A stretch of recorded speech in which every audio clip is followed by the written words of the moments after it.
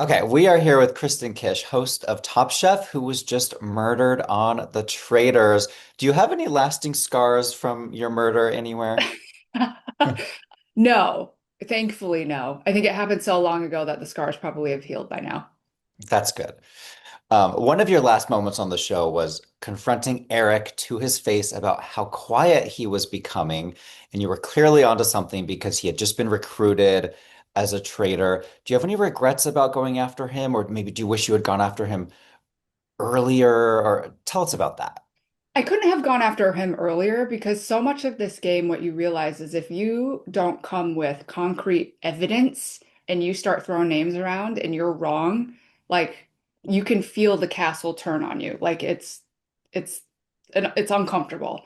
Um, so no, I couldn't have gone after him earlier because I didn't have concrete evidence. To me, it wasn't just the round table where he started being quiet. It was he just shifted. Like him and I had so much great banter and conversation and open dialogue on camera, off camera, playing the game, not playing the game, that when all of a sudden I felt as if he was avoiding me. Hmm. And I was like, huh, that's weird. And I feel like in the same way that you maybe would have noticed that perhaps in a close friend or family member, you can feel a shift.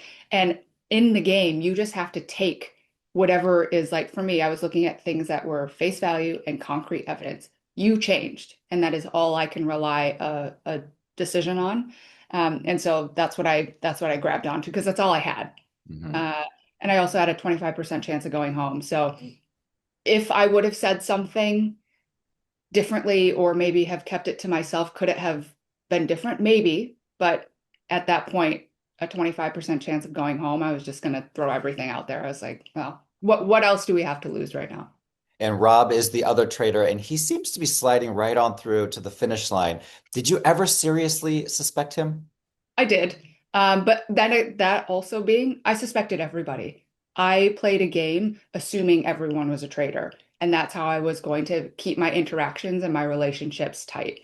Make sure that people thought I trusted them, that I was honest with them, even if I was telling them, for example, like Tara, I thought it was you. And that is a true statement. But I thought everybody was a traitor because in my mind, that's how I was going to develop my relationships. Make sure that people thought I trusted them and keep enough heat off of me and just kind of like, slow and steady, stay under the radar. So, uh, yeah, I suspected him, but in a way that I suspected probably everybody else. I wish I could be like, no, I had it, like I was, but whatever. Had I would have made a move earlier. There's also a level of game that was being played where I was like, if Eric is one, and if Mark, well, I never thought Mark was, but if Rob is, because he was in the room with us, then maybe this could save me. I'm going after Eric. And if it is Rob, so there was a lot of if. Mhm. So the choice to say something was looking at all the different scenarios that could happen and find out if it could be helpful for me. I mean, because that's all, I mean, for me, that's all I could do. I want to talk about your final mission, which was the Jack in the Box challenge. There was so much squeaking and creaking as Rob and Eric were getting out of the boxes. Did you hear anything? What was it like from your perspective? No, they had music playing in the boxes. Gotcha. Very loud, carnival, creepy music. So it wasn't as silent as what it felt like when you're watching it, which thankfully, because you got to keep it fair. So they made sure that, you know, people in close proximity to their boxes didn't have an advantage. You were an official traitor hunter. I looked back at your voting record. You voted for Donna twice. You voted for Lisa. You voted for Candace. How did you know in each of those cases? Maybe start with Donna. Like, how did you know with Donna? I can confidently tell you, and the humblest part of me, I never knew for certain. You can only go off of what's happening at that round table. And for me, the Donna thing was, quite frankly, knowing when to follow and when to lead. Early on, I knew that I just needed to follow. Like you do not want to have a differing vote at that table, that change. Because you don't want to start to stand out too early, or at least I didn't. And so me voting for Donna was I agreed because that was the conversation and small groups that I was having that I was like, yeah, sure, let's go Donna. I was going to stay on the Donna because that's what I said I was going to do. And sometimes when you say something and then you go against your word, that can backfire.